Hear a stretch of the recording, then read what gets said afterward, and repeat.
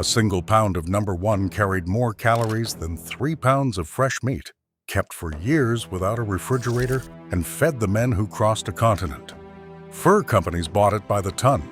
Arctic explorers staked their lives on it. And it was engineered on the North American plains, long before Europeans ever set foot here. Number 15 fed entire villages through winters that killed livestock.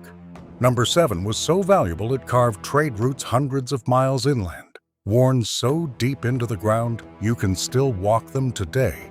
These 25 foods were not survival hacks. They were chemistry, worked out over thousands of years with no thermometer, no lab, and not a single sealed jar. Before we start, hit that subscribe button. Let's count down the 25 Native American survival foods that lasted for months without refrigeration, starting with number 25. Number 25, parched corn. Parched corn was the original trail food of eastern North America, and it worked because fire did what a refrigerator does. It removed water. Women of the Haudenosaunee, Cherokee, and Powhatan nations poured shelled corn into a clay vessel or a hide-lined pit filled with hot sand, stirring constantly until the kernels swelled, browned, and cracked open with a sound like distant popcorn. The sand toasted every kernel evenly without scorching.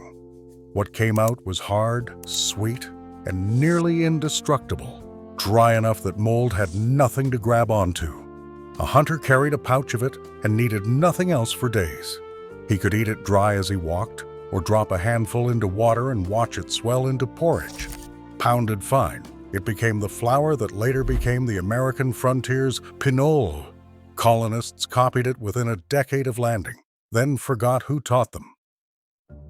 Number 24, dried cola buds. In the Sonoran Desert, the Tohono O'odham harvested something almost nobody else on Earth would consider food: the flower buds of the cola cactus, a plant armored in barbed spines that lodge in skin like fishhooks. Every spring, women went out with tongs made of split greasewood, twisted the buds free, and rolled them in a shallow basket over a bed of gravel until the spines snapped off. Then came the part that mattered. The cleaned buds were pit-roasted overnight over hot coals and covered earth, then spread on flat rocks to dry in air that could hit 110 degrees. What remained shrank to hard gray-green pellets, light as gravel, that kept in a sealed olla for years. Some families stored buds from harvests a decade old. Reconstituted in water, they tasted faintly of artichoke and asparagus. Ounce for ounce, they carry more calcium than milk. Number 23, wind-dried squash rings. Along the Missouri River, the Mandan and Hidatsa turned a crop that rots in weeks into one that lasted until spring. In late summer, women sliced squash into rings no thicker than a finger, threaded them onto long willow spits, and hung them on drying stages built high above the village. Wooden scaffolds tall enough that dogs and children couldn't reach. The prairie wind did the work. In 3 or 4 days, those rings shriveled into leathery amber loops that rattled when the spit was carried. Then they were braided into strings, coiled, and lowered into bell-shaped cache pits, dug into the riverbank, lined with grass and sealed with earth. Buffalo Bird Woman, a Hidatsa farmer born around 1839, described the process in detail decades later, and her account remains one of the most precise records of indigenous agriculture ever set down. A single family stored strings by the dozen.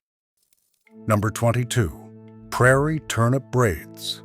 Timpsila, the prairie turnip, was the Lakota answer to the potato, and it grew wild across the Great Plains in soil so hard a modern shovel struggles.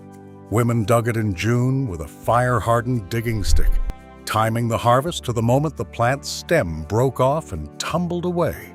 After that, the root was impossible to find. Each turnip carried a long fibrous tail, and that tail was the whole trick. The roots were peeled, then braided together by their tails into ropes 4 and 5 feet long, sometimes 100 turnips to a braid. Hung from a lodge pole, the braid dried slowly and evenly with air moving on every side. They kept for years. Ground into flour, they thickened stews. Dried whole, they were chewed on horseback. Botanists later confirmed Timpsila holds significant vitamin C, the reason Plains diets showed no scurvy. Number 21. Cattail rhizome flower. Cattails grew in every marsh from Maine to California, and indigenous peoples across that entire range worked out the same remarkable process. In late fall, when the plant pushed its starch down into the mud for winter, people waded in and pulled up the thick white rhizomes by hand. The roots were washed, pounded, and soaked in water. The starch sank, the tough fibers floated. Pour off the fiber, pour off the water, and what settled at the bottom was pure white starch. Spread on a hot flat rock and dried, it became a flour that kept in a sealed basket for a year or more without turning. An acre of cattail marsh can yield several tons of rhizome. It was famine insurance that never failed, because unlike corn, cattails didn't need rain, didn't need planting, and didn't care what the weather did. Number 20. Mescal cakes. The Apache called it the food that made travel possible. Agave hearts, the dense crown left after the spiky leaves were cut away, weighed 30, 40, 50 pounds each, and were inedible raw, loaded with compounds that burn the mouth. So they were cooked, not for an hour, for days. A pit was dug, filled with rock, and burned down to coals. The hearts went in, covered with wet grass, then earth, and the whole mound was left to steam for 2 to 3 days. What came out was dark, sweet, and caramelized, tasting like molasses and roasted sweet potato. Then it was pounded flat into sheets and sun-dried into hard cakes. Those cakes traveled for months in a hide sack without spoiling. Pit sites across Arizona and New Mexico, some used continuously for 2,000 years, still show up as rings of fire-cracked rock. Number 19. Dried yucca fruit cakes. The banana yucca produced a fat, sweet pod that Pueblo and Apache families collected by the basket load in late summer. Eaten fresh, it rotted within days, so it never got eaten fresh. The pods were roasted in coals until the skin blistered, then peeled and seeded, and the sticky orange pulp was worked by hand into a paste. That paste was spread across a smooth stone or a sheet of yucca fiber in a layer maybe half an inch thick, and left in the desert sun until it turned into something between fruit leather and a hard cake. Rolled, wrapped, and stored in a dry cave granary, those cakes kept for a year or more. Archaeologists working ancestral Puebloan sites have recovered fragments of yucca cake still recognizable centuries later. Dry storage in the arid Southwest preserved food so well it outlived the people who made it. Number 18. Mesquite pod flour. The mesquite tree was a grocery store that watered itself. Across the Southwest, the Coahuila, O'odham, and Apache waited for the pods to hang dry and pale gold on the branch, then knocked them down with poles onto spread hides. Here's what modern nutritionists took until the 1970s to figure out. The sugar isn't in the seed, it's in the pod itself, the spongy tissue around it. So the pods were pounded whole in tall wooden mortars, some carved from a single mesquite trunk and used by 4 generations of the same family. The resulting meal was sweet, faintly cinnamon, and it kept indefinitely as long as it stayed dry. Packed hard into a basket or moistened and shaped into loaves, it lasted through years of drought. Mesquite flour has a glycemic index around 25. It releases sugar so slowly that researchers now study it for diabetes management. Number 17. Pinon nuts. Every 3 to 7 years, pinon pines across the Great Basin produced a massed crop, and entire Shoshone and Paiute communities dropped everything and moved to the hills. Timing was everything. Too early, and the cones were sealed shut. Too late, and the jays had cleaned them out. The green cones were knocked down with hooked poles, roasted over fire until the scales sprang open, then beaten to release the nuts. Roasting did 2 things at once. It opened the cone and it killed the surface organisms that cause rancidity. Stored in the shell in a cool cache, roasted pinon kept through the winter and into the next year. They are roughly 60% fat and pack about 3,000 calories per pound. Oral histories recall families gathering hundreds of pounds in a single good season, enough that a great pinon year was remembered by name for decades. Number 16, leached acorn meal. Acorns are poison. That's the part people forget. They're loaded with tannins bitter enough to make you sick, which is exactly why the California nations built one of the most sophisticated food processing systems in the pre-industrial world around them. Miwok and Pomo women cracked, shelled, and pounded acorns in bedrock mortars. Granite outcrops so worn by centuries of use that some hold holes 8 inches deep, and you can still find them today. The meal was spread in a shallow sand basin, and water was poured through it again and again, sometimes for hours, until the tannins washed away. The result was a sweet, buttery flour, stored dry in a granary woven of willow and lined with bay leaves as a natural insect repellent. It kept a full year. A single family could store 500 pounds. Whole civilizations ran on it. Number 15, camas bulb cakes.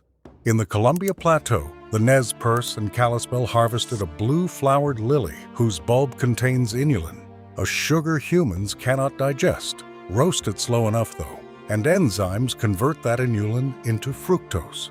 The bulb goes from starchy and bland to dark, sweet, and molasses-rich. That conversion took time. Camas ovens were pits lined with rock, fired, layered with grass, filled with bulbs, sealed with earth, and left to steam for 36 to 72 hours. Women tended the mound the entire time, adding water through a hole to keep the steam alive. What came out was pressed into flat loaves and sun-dried until hard as a shingle. Those cakes lasted through winter and traded hundreds of miles. Lewis and Clark ate camas in 1805, and the entire expedition got violently ill, not from the food, but from eating far too much of it. Number 14, tepary beans. The tepary bean is the toughest domesticated crop in North America and possibly the world. It grew for the O'odham in the Sonoran Desert on a single flooding, matured in 60 days, and finished its life cycle before the ground gave out. The seed is small, hard, and armored with a coat so dense that stored properly in a sealed clay olla in a dry cave, tepary beans stay viable for decades. Not edible, viable. Seeds recovered from archaeological caches have germinated after periods that should have killed them outright. Families kept ollas of them buried, sealed with pitch, as a hedge against the year the rains failed. And when it failed, the beans were there. High protein, high fiber, and drought-hardened. Modern agricultural researchers have spent the last 30 years studying teparies for exactly the reason the O'odham grew them. They survive what nothing else survives. Number 13, wild rice. Manoomin was the center of Anishinaabe life around the Great Lakes, and processing it was a 4-stage operation that turned a perishable green grain into something that outlasted everything else in camp. 2 people took a canoe into the beds in late August. One poled, one bent the stalks over the gunwale with cedar knockers and tapped the grain loose. Back on shore came parching. The rice roasted in a kettle over slow fire while someone stirred constantly. That step drove out moisture, loosened the hull, and locked in flavor. Then jigging, where a person in clean moccasins treaded the rice to break the hulls, and finally winnowing in a birch bark tray, tossing the grain so the wind carried the chaff. Parched, hulled, and stored in bark makuk, sealed and buried, Manoomin kept for years. It fed families, fed trade, and fed the fur brigades that crossed the continent. Number 12, maple sugar cakes. Northeastern nations didn't make maple syrup as their main product. They made sugar because syrup spoils and sugar does not. The sugar bush ran in late winter, when nights froze and days thawed, trees were tapped, sap collected in birch bark containers, and boiled down in a long line of vessels, sometimes for days. The fire kept alive around the clock. As the sap thickened past syrup, it was stirred hard and fast until it grained, then packed into cones, birch bark molds, and small carved wooden forms. Hard maple sugar has almost no free water. Bacteria can't touch it. Stored in a sealed makuk, it kept for years, and it was carried everywhere, dissolved in water as a drink, sprinkled on corn, rubbed on meat. A family might make hundreds of pounds in a single spring. It was indigenous North America's most portable calorie. Number 11. Hickory nut milk balls. Culinary is one of the great forgotten foods of the American South, and Cherokee families still make it. Hickory nuts were gathered by the bushel in fall, dried, then pounded, shell and all, in a wooden mortar until the whole mass became a coarse, oily rubble. Then came the part that made it last. That rubble was worked by hand into balls the size of a fist, packed dense so the nut oil bound the shell fragments together. Those balls were smoke-dried near the fire and hung in the rafters, and they kept through the entire winter without turning rancid. The compaction locked oxygen out. When needed, a ball was dropped into boiling water. The shell sank, the rich nut milk rose, and the strained liquid became a soup poured over hominy. Oral histories describe culinary as the taste of Christmas, and families still guard their families grinding logs. Number 10. Sunflower seed cakes. The sunflower was domesticated in eastern North America around 3000 BC. It was one of the few crops that is genuinely, entirely American. By the time the Hidatsa were farming the upper Missouri, they were pressing it into a food built for the trail. Seeds were parched in a clay pot, then pounded in a mortar until they released their oil and the meal clumped.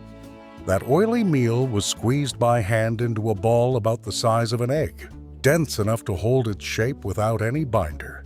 The compression itself was the preservation. Buffalo Bird Woman recorded that a hunter carried a few of these balls in his robe and could travel all day on them. High fat, high protein, and no cooking required. A modern energy bar is roughly the same food at roughly the same calorie density, wrapped in plastic and sold for $4. Number 9. Dried clams and mussels. On both coasts, shellfish were the definition of perishable, hours from harvest to spoilage. Coastal nations from the Salish Sea to Long Island Sound solved it the same way. Clams and mussels were steamed open over hot rock and seaweed, the meats pulled out and then strung on cedar bark cord or spruce root like beads on a necklace. Those strings hung in smokehouses, above racks, in the drafting air, where cold smoke and moving air pulled the water out and coated the meat in preservative phenols. Dried down to something like leather, they kept all winter, and a string could be rolled into a bundle and carried for trade. Coast Salish records describe clam strings moving inland over mountain passes and returning as obsidian, hides, and mountain goat wool, salt, protein, and iodine, flowing hundreds of miles from a beach. Number 8. Smoked eel. Every autumn, the American eel ran downriver toward the sea in numbers that are hard to imagine now, and Wabanaki, Haudenosaunee, and Algonquian communities met them with weirs, V-shaped stone walls built across the current, some so well engineered they're still visible in New England rivers today. Eel is roughly 25% fat, which makes it superb food and terrible for storage because fat goes rancid. So the fish were split, racked, and smoked slow and cold over hardwood for days until they were stiff, dark, and glossy. Hung in a dry lodge, smoked eel lasted through winter. The smoke's phenols blocked the oxidation that fat alone would have surrendered to. Colonial records from the 1600s describe entire settlements surviving their first winters on eel taken with indigenous methods, at indigenous weirs. with indigenous instruction. That detail rarely makes the Thanksgiving story. Number 7. Eulachon grease. The eulachon is a small silverfish so oily that, dried and lit, it will burn like a candle, which is why the coastal nations of British Columbia and southeast Alaska called it the candlefish. Rendering the grease was a village operation. The fish were left to ripen in a pit for a week or more, then transferred to a vat, boiled with fire-heated rocks, and the oil skimmed off the surface as it rose.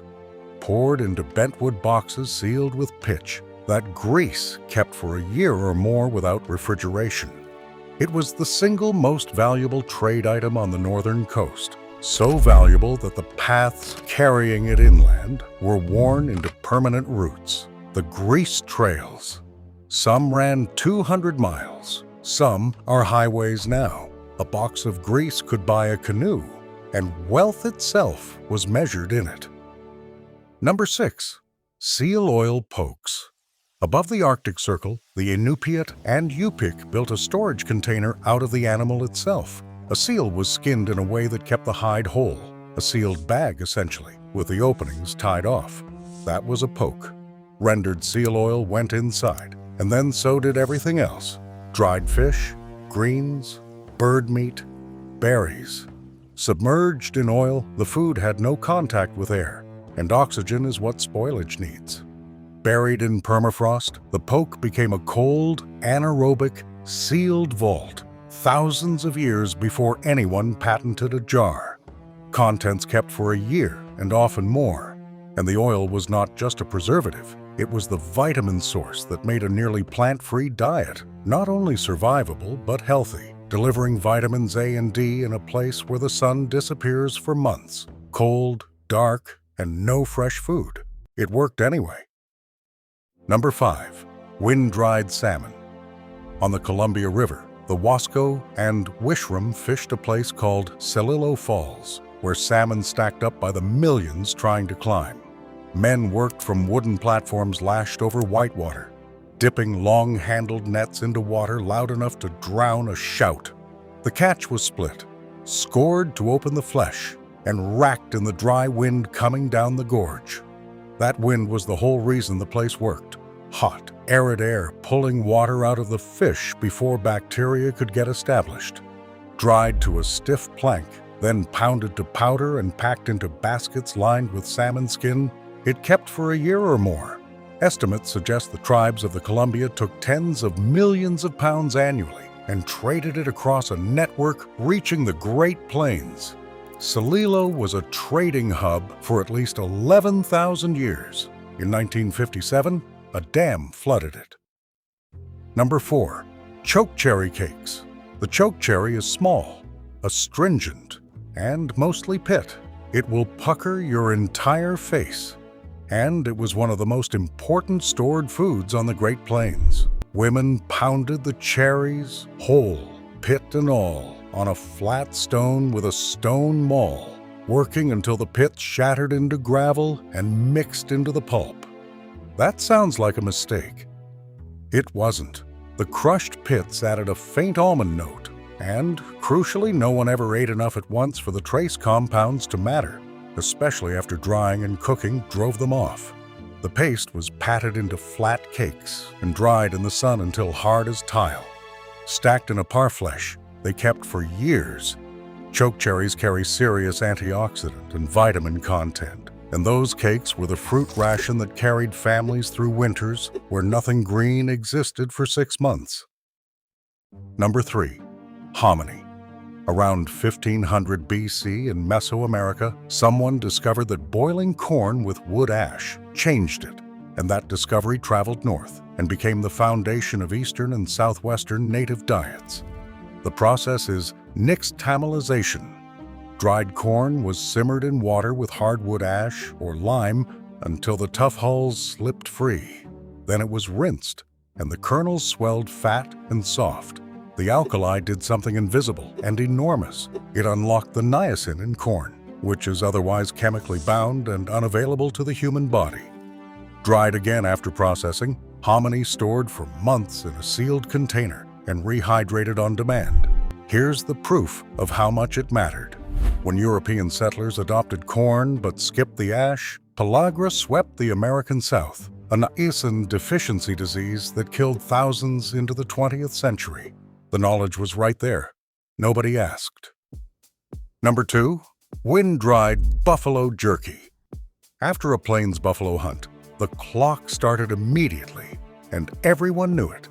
A single animal could yield 400 pounds of usable meat, and in summer heat, meat spoils in a day. So the meat was sliced along the grain into sheets a quarter-inch thick, thin enough to dry through, wide enough to work fast, and hung on racks of green willow in full sun and open wind. No smoke needed on the high plains. The air was dry enough on its own. In 3 to 5 days, those sheets went stiff and dark and lost roughly 3/4 of their weight. Water was gone, so bacteria had nothing. Stored in a parfleche, a rawhide envelope painted with geometric designs. Jerky kept for months, sometimes a year. It also traveled light. 400 pounds of buffalo became about 100 pounds a horse could carry. Number 1. Pemmican. And in first place, the food that beat every preservation technology Europe brought with it. Pemmican starts with jerky from number 2, pounded to a fine powder on a stone until it's practically dust. Then rendered fat, often marrow grease, boiled out of cracked bones. The richest fat on the animal was melted and poured over it, roughly equal parts by weight, and worked together. Dried choke cherries or service berries went in for flavor and vitamins. Then the whole mass was packed hard into a rawhide bag, and the seams were sealed with hot tallow. Study what that actually is. No water, because the meat was bone dry. No air, because the fat filled every gap and the seam was sealed. No bacteria, no oxidation, no route in. It is a vacuum-sealed high-fat ration made with a stone and a fire. It kept for years, genuinely years, at ambient temperature, in a bag, on a horse. Around 3,000 calories a pound, with protein and fat in a ratio that let a man work all day in the cold on a single fist-sized piece. The fur trade ran on it. The Hudson's Bay Company and the Northwest Company built entire posts on the prairie for one purpose: to buy pemmican from Métis and Plains nations and ship it north to feed the brigades who couldn't stop to hunt. It became so strategically vital that in 1814, a colonial governor banned its export from the Red River region, and the resulting standoff, the Pemmican Proclamation, helped push the two companies into open conflict. Later, Arctic explorers carried it. Shackleton carried it. Sled dog teams ran on it. Every one of them was using a Plains indigenous invention, and most of them never said so. Pemmican is number 1 because nothing else on this list does everything at once. Shelf-stable for years, calorie-dense, complete, portable, and requiring no cooking, no cooling, and no container more advanced than a hide. These weren't primitive foods. They were solved problems. Drying, rendering, sealing, roasting, leaching, nixtamalizing, worked out by people who had no margin for error and got it right anyway. Every one of these foods is still made today by people whose ancestors made them the same way. Which of these surprised you most? Drop it in the comments. I want to know if pemmican deserved the top spot or if the Yukon grease trails should have taken it. And if your family still makes any of these, tell us. That knowledge belongs in the comments where the rest of us can find it.